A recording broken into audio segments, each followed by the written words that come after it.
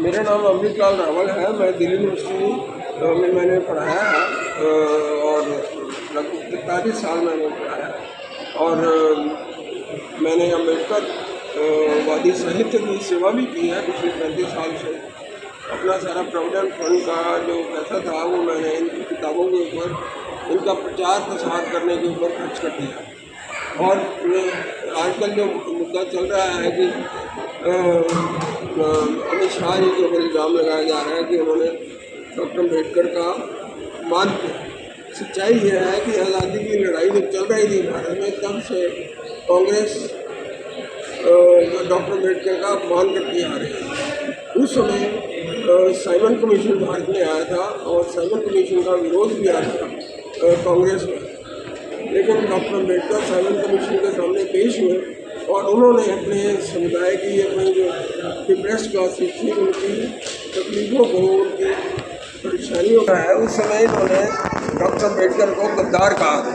इन्हीं कांग्रेसियों ने डॉक्टर अम्बेडकर को गद्दार कहा था क्योंकि वो साइमन कमीशन के सामने पेश हुए अपनी तकलीफ़ों को बताने के लिए। उनका हक था अपने समाज, अपनी डिप्रेस क्लासेस की जो तकलीफ़ें थी उनको बताने का उनका हक था और ये उन्होंने किया। तो अमित शाह जी ने जो कहा है कि कांग्रेस ने हमेशा अपमान किया है, तो ये बात बिल्कुल सही है, ये कोई गलत नहीं है। इसमें अगर डिटेल में अगर जाए तो कांग्रेस की हड्डियाँ उड़ जाएंगी। एक किताब लिखी थी डॉक्टर अम्बेडकर ने जिसका नाम था what Congress and Gandhi have done to the untouchables. ये किताब बहुत मशहूर हुई थी और इस किताब में सारी जो करतूतें थी कांग्रेस की वो बताई गई। इसलिए इनको इसको मतलब जो अमित शाह है उनके ऊपर कोई इल्ज़ाम बनता नहीं है। बाकी उल्टी सीधी बातें तोड़ मरोड़ कर जैसा कि कांग्रेस ही करते हैं वो करते हैं और उनसे कोई फायदा होने वाला नहीं। आज ही जो है ना संसद की परिसर में कांग्रेस के नेताओं ने, कांग्रेस के एमपी ने प्रदर्शन किया और जैसे बीजेपी के जो एमपी थे वो भी आ गए, तो वहाँ एक एमपी को धक्का लगा और वो बीजेपी के एमपी हैं और उनको चोट भी लगी। उनको आरएमएल हॉस्पिटल में ले जाया गया और ऐसा है कि ये जो सारा ड्रामा है ये बिना वजह से कांग्रेस ने खड़ा किया है अपनी करतूतों के ऊपर पर्दा डालने के लिए, अपने गुनाहों पर पर्दा डालने के लिए। ये कांग्रेस उनको बदनाम कर रही है, अमित शाह को बदनाम कर रही है।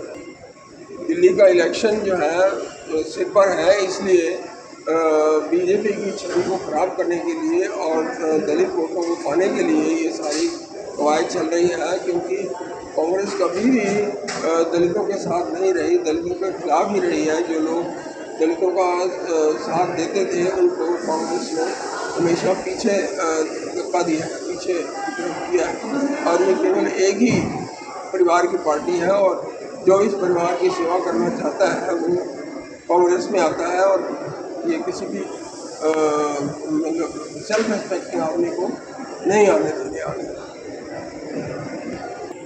उधर केजरीवाल जो है वो भी इसी लाइन को पकड़ के आगे मतलब बीजेपी को बदनाम कर रहा है, क्योंकि दिल्ली का इलेक्शन सर पे है और बीजेपी को बदनाम करने के लिए ये अच्छा मौका उन्होंने क्रिएट किया है। हालांकि कोई बात गलत नहीं कही थी अमित शाह जी ने, उन्होंने यही कहा था कि आप हर मामले में अम्बेडकर को लाते हैं, लेकिन जब अम्बेडकर की सही बातें माननी होती हैं तो वो आप मानते नहीं हैं।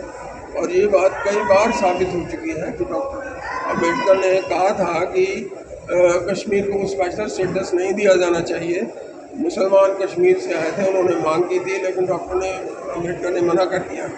लेकिन उनकी बात को नहीं माना गया और स्पेशल स्टेटस दे दिया गया, 370 आर्टिकल दे दिया गया। उससे बहुत नुकसान हुआ, कश्मीर के बच्चों का नुकसान हुआ, बहुत ज़्यादा नुकसान हुआ।